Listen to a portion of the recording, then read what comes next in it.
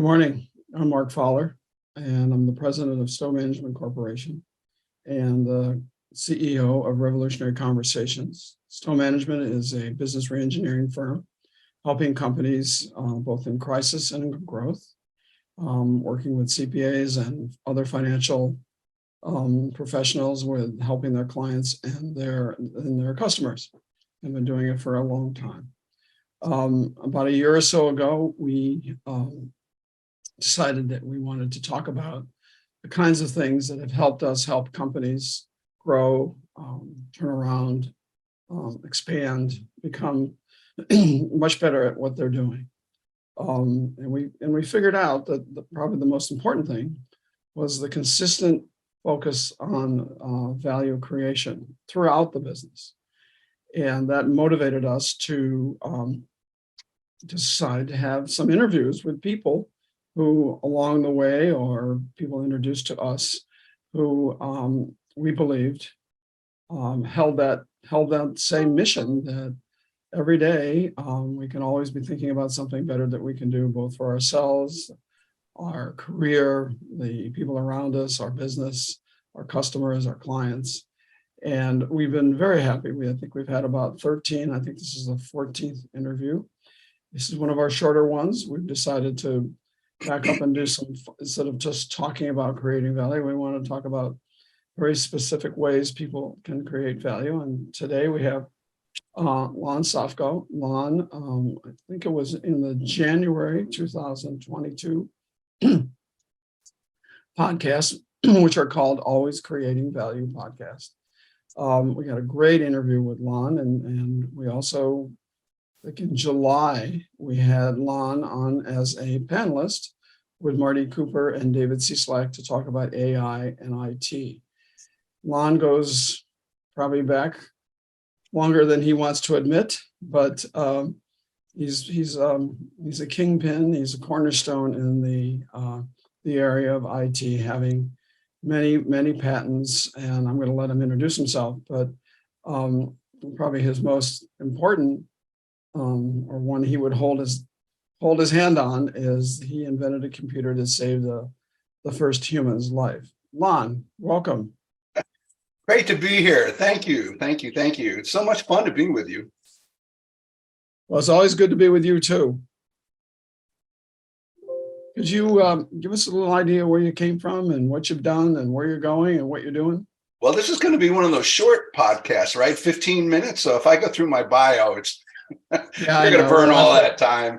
So what I recommend is go back and listen to that January podcast that we did, and you can learn more about me and how I can help you.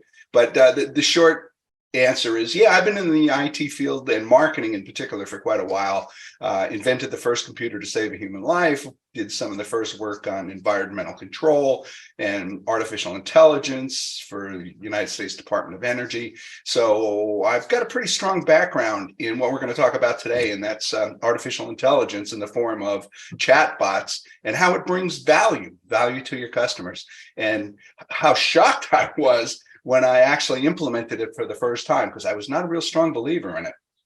But now I'm a very strong believer, and we can talk about some of those points and how AI chatbots can help you. Well, I understand that you're one of the first people to embrace chatbots or invent them, or how you go about and do those things. So first of all, what is a chatbot? Well, a chatbot, it sounds scarier than it is. It's just a computer program. It's an app, and it just simulates conversation. That's really all it does.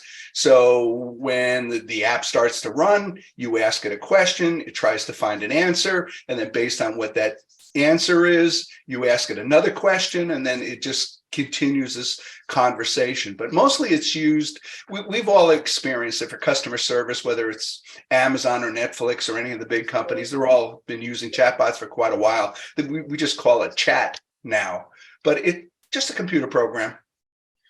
So it's that's that little logo that comes up, that little, sometimes it talks to you and sometimes it doesn't. And often gives you the wrong answers and frustrates the heck out of you. Yeah, that's what it's designed to do. What do most people say about chats? Well, yeah, that's the funny thing. And they probably say what I have said in the past is that they're really annoying. I don't want them on my website. They're not very useful. And up until a couple of years ago, I really believed that myself because the only chatbots that I experienced online were bad ones. Ones that didn't answer the questions, the ones that made it more frustrating. When your customer comes with a customer service question and they want help and they're being totally annoyed by a piece of technology that's not working properly, you're just really making them more angry and you're not providing value to the customer. But when I saw a particular chatbot and a different way of how they're actually programmed to work and respond, I was like, wow, okay, a good chatbot really does provide a lot of value.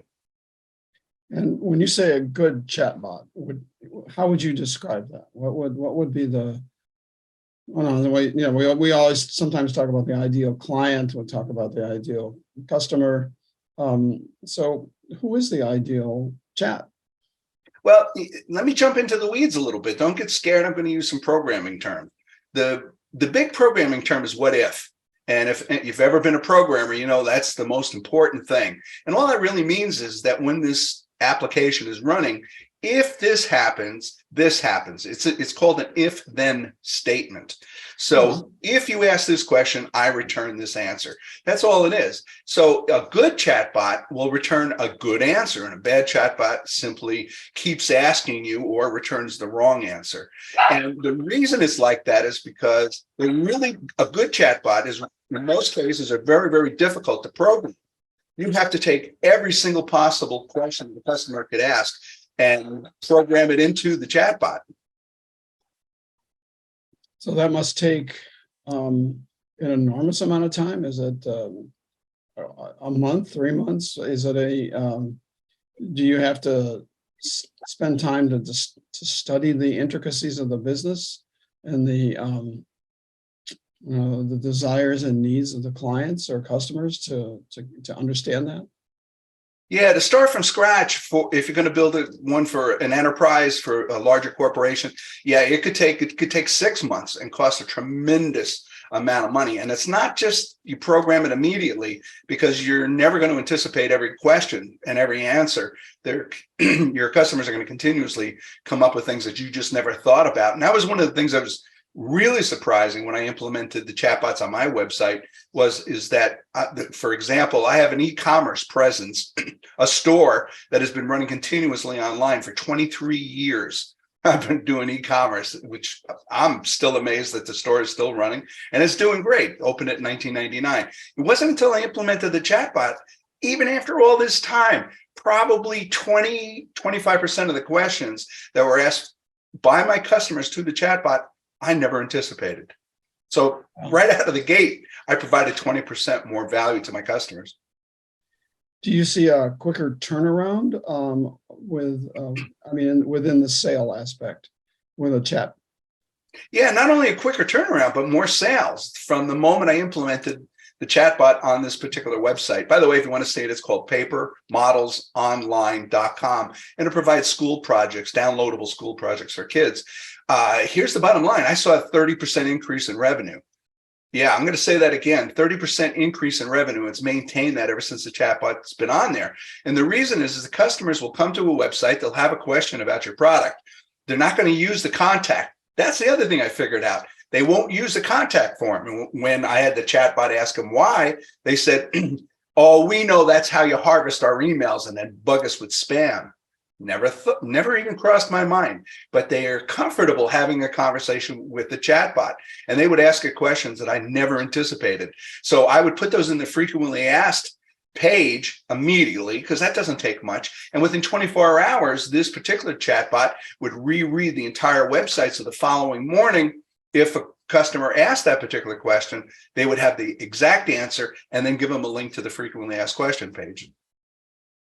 Now, doesn't it depend on the kind of customer? If I remember correctly, your customers in that particular company of yours is mostly kids, right? That was the biggest revelation. I sell school projects, so I thought the number one customer was the parents. They're the ones holding the credit cards. Number two, I thought, were the teachers, because they're the ones that are recommending it to the kids. and my number one product sells, it's the California missions, the 21 California missions for fourth graders. And it turned out when I was looking at the chatbot transcripts, no, almost 100% of my customers are 9-year-olds. Never crossed my mind after 20 years of doing business. Nah, the kids pick out the product and they go sneak the mom's credit card or get it with permission. Or get permission. Okay, all right. If I remember correctly, in an interview you and I had some time ago about the kind of revisions that need to go on with these chats, where are some of the key points? So if someone is bought a chat and they want to course correct it or work with it or enhance it, does the application allow for that? And does somebody help them understand the kinds of questions or the kinds of things they need to do what you've done, refine it? Yeah, every time someone has an interaction with any of the chatbots on any of my websites, when that interaction is completed, I get a transcript. And for the first couple of years, first year, I read over 3,500 transcripts. Yeah, 3,500. And I keep all of them on file. And by reading that, I really got an understanding of who my customer was, where they're located, the demographics. I thought I understood that as well. The type of customer, what they're looking for, the type of questions, and what are the most important questions. I found out the most important question is, if I order it today, how long is it going to be before I get it? Well, on the frequently asked question page, I put, well, I use the United States Post Office, which means that you'll get the product within 3 to 5 business days. But they don't look for the frequently asked. So when they don't see it immediately on the product page, it doesn't belong there. They just leave.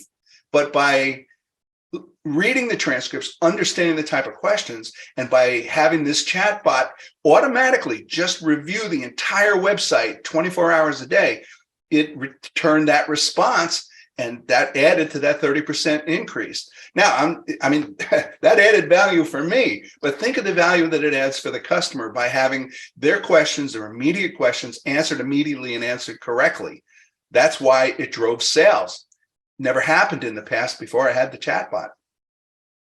Well, it sounds to me like that the design of a chatbot is a combination of your understanding of what people are doing, or your growing knowledge of what they're doing, the purchaser or potential customer, and the blended ability of the computer to learn. Is that the 3 components? Yeah, that's really well put. That's exactly what it is take a look at the transcripts to see what the customers are, what they really want. What value do you provide them? What are they looking for? And then simply provide it, and then you win. And the chatbot is the tool that you can do that with. So the chatbot learns. So it's a bit of an AI. Is that what we're saying? Yeah, a lot of chatbots are hardwired or hard programmed, especially the bigger ones, and they're the ones that take a lot of work. If you want to imagine what it's like programming a regular chatbot, think of a tree, but turn it upside down, or leave it up right side up, start at the base, the customer comes in and you say hi, and then you proceed up the tree. Now, as soon as you get to these larger trunks, branches, it can go in any direction, and then eventually more directions until you're right down to each individual leaf. Anticipating what those are, it really is quite difficult and time consuming, because you have to program in every one of those responses based on the keywords that the questions are being asked. But AI really comes into it when it actually goes into your website, finds changes, and then catalogs those changes and makes them available for the next customer without having to be reprogrammed. And that's the key to really a good chatbot, is one that can teach itself. Deep learning, it's called. Oh, wow. Can you define a little more about what deep learning means to the computer and to you? I mean, how do you know it's learning? I mean, do you have to re-experience it with the customer, or do you get a transcript out? Little light bulbs go on for the computer or something? Yeah, the reason I smiled when you started asking that question is because it's always exciting to me. I mean, I always loved programming because you can teach a computer to do something, and then part of the time, if you missed a punctuation mark, it would just crash and cross its eyes. But when it did what you asked it to do and it did it perfectly, it's so rewarding. And that's what happens here. So let's say this morning I notice that a lot of people have been asking, how long does it take from the time I order it to the time I get it? Oh, well, it's on the frequently asked, you're not looking. Okay, so I add it to the chatbot. And then I step back. And then within minutes, the next customer comes up and asks that question, because I could tell by the next transcript. And there's the answer, just perfectly stated. It gave the customer the answer, gave them the link to the frequently asked question page if they want to learn more. And then here's the best part. Within just a couple of minutes, it goes to ching, because I just made another sale that I probably would have lost. Because they weren't going to investigate anymore. So yeah, they didn't know the answer. Because in this particular case, these are school projects. And believe it or not, I get most of my sales on a Sunday night when the parents are cleaning out their backpack and they realize the project is due Monday. So timing is really of the essence. That's the biggest thing that scares my customers is, can I get it in time to actually build the project and have it available for the due date for the class? So that's really important. And you know what, honestly, it's been a while since I've had fourth graders, so it never crossed my mind to program that into the chatbot. But the chatbot learned. And these fourth graders are much more sophisticated than we might have been back then, that's for sure. They are so sophisticated. You know, another thing it does is makes your site sticky, which on a product site or any kind of a site, whether you're selling products or services, you want your site sticky. And that means when somebody comes to your site, the average amount of time a person spends is 15 to 20 seconds. 15 to 20 seconds is all they spend on your website. But if you can get them there a little bit longer, if you can get them engaged, they'll start looking at more products and psychologically link to your website, and you significantly increase your ability to close to sell that product. Well, I've had some of these kids actually on talking with the chatbot, get ready for this, for half an hour. For half of an hour, they're sitting and they're just having the greatest time. Like this chatbot's their new best friend. And then inevitably at the end of that conversation, there's a purchase.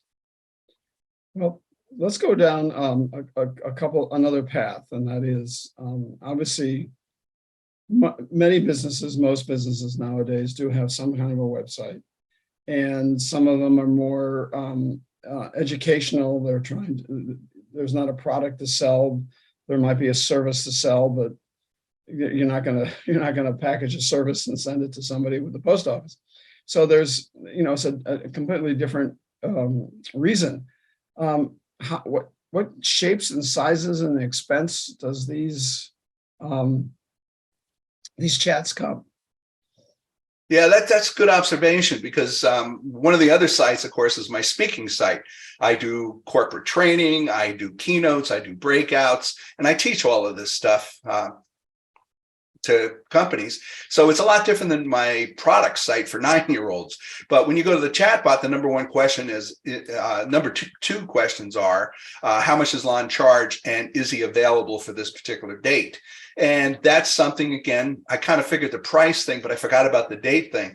But the chatbot, again, will go in and check my calendar, check my pricing, and answer that question immediately. So who the event planner, the HR person knows immediately the type of information that they were looking for, and that increases my ability to close that sale and provide more value to that customer. So it really doesn't matter what type of a website. People are going to come for some reason or other, and eventually they're going to have some questions. Now, here's another thing too, is if it can't answer the question, because sometimes they'll come up with a question that has not been anticipated or learned, then it says, hey, let me get your email address and I'll have my human counterpart contact you immediately, which is also cool because it's collecting email addresses for my email list. And people will give their email addresses almost always to a chatbot, but never to a pop-up and never to a contact. It's just amazing.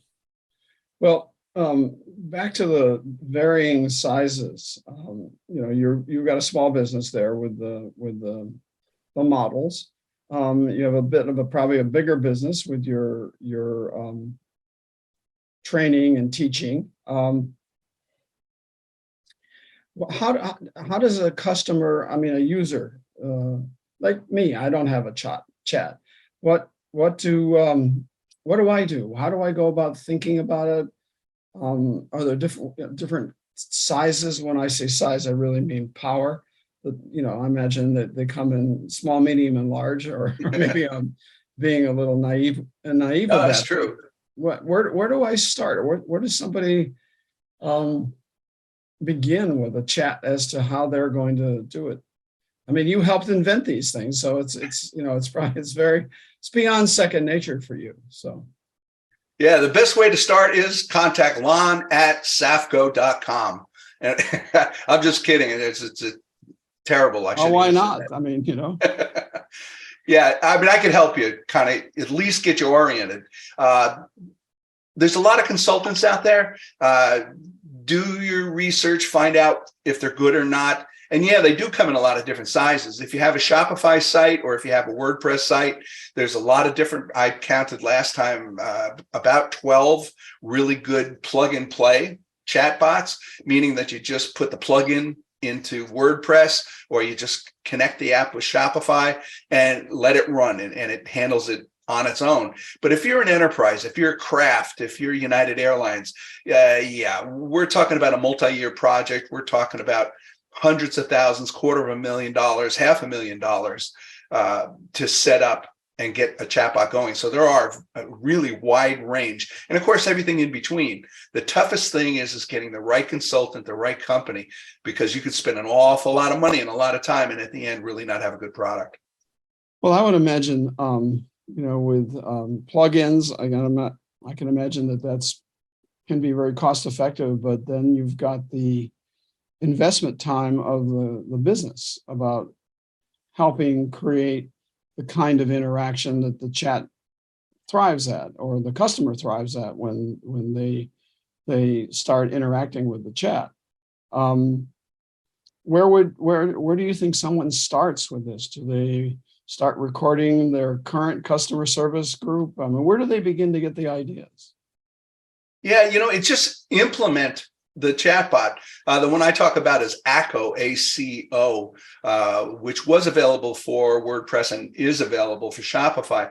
But all you really do is you plug it in and you get it working. That's all. Just get it up and running and don't worry about it for a while. And then now the next thing is read the transcripts, and they go really fast. I mean, some of them are very short, some of them are a page or two, and look at the type of interaction that your customer is having with that chatbot.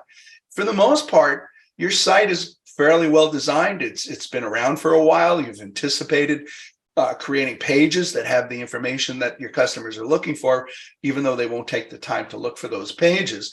And an AI deep learning chatbot will find those pages automatically, and you'll just see the value that it adds immediately. But every once in a while, something will come in from left field is like, wow, I never anticipated that. So you open up your website, you add that to the frequently asked, or you make a typographical change. The other thing I found is that my website over 23 years had a lot of relics, a lot of pages that just weren't even relevant, but I forgot about them. I didn't even know they were there because I don't spend that much time in my website, but they were actually causing me harm. They were connecting to products that didn't exist and other companies that didn't exist anymore.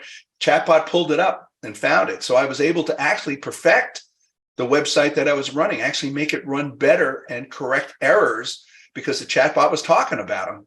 Never thought about it. So that was another good spin-off. Well, it sounds like a very powerful tool that like your car, you've got to maintain and learn and watch as it grows. Well, we're kind of coming to the end. I was just wondering if there was something that maybe I didn't ask that you'd like to say about this. I mean, you go all the way back to the individual that you saved their life. There must have been a chat related process there. So, what is something that you'd like to leave us with? I've been playing with computers ever since they were invented back in the 70s, and I've been always pushing the envelope, trying to get them to do more and trying to help people with them. I mean, that's really what I spent my career, whether it's saving people's lives or just saving them some time by using a chatbot. And the one thing that always comes up that I have to I'll end this podcast with, don't be afraid. Don't be afraid. It's like anything else in the dark. It's not a monster in your closet. It's your hoodie. It's same thing with chatbots. They're fun. And once you learn about them, once you understand them and you plug it in and you see it work, you're like, wow, why didn't I do that 10 years ago? So don't be afraid. Just jump into the deep end of the pool, play around, read some blogs, read some stories, and then just try it. Again, the one that I'm using, I think it's $8 a month, and it really wasn't that much extra time, even in the beginning. And for the last couple of years, it's required no time because the site really is perfected. Wow. So it's not a big investment, but it is a big return. Well, thank you very much. If anybody wants to contact you, what was that email address or your website? Yeah, just contact. My email is lon@safko, LON @SAFKO.com, or just go to safko.com. I'm happy to help. Gotcha. Well, Lon, thank you very much. This was fabulous. Appreciate You're awesome. It. We always enjoy putting you on the table here. My pleasure. It's great, Mark. Glad to be back. Thank you for considering me. Yeah, always.